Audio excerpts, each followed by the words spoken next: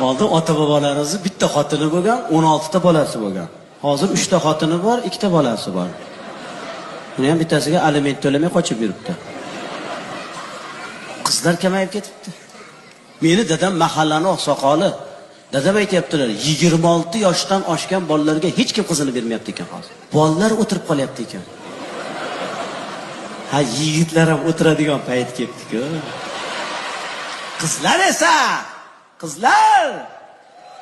Shu yerdamisizlar? Davrlaring keldi qizlar.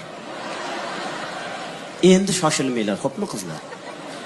Bemalol o'qishlarni bitirib, diplomlarni olib, o'zlaringdan 10 yosh kichkina dadasi o'tmagan bolalarga tegib olasizlar, xo'pmi? Endi qizlarimizning davri keldi. Ayib o'zimizda, o'g'il bo'lsin, o'g'il tug'masa meni kim boqadi, o'g'lim bo'lmasa ertaga bo'lmaydi, ertaga darsni davom etish kerak, bo'lmasa ajrashaman, boshqasiga uylanaman. Mana ahvol. O'zbek ajoyib xalqda ketma-ket 3 ta 4 ta o'g'il tug'iladi-yu, любой payt tug'ilishni to'xtatish mumkin. Lekin ketma-ket qiz tug'sin, bechora xotin. O'g'il tuqquncha tug'diradi-ya. Katta qizi bilan raddomda yotibdi.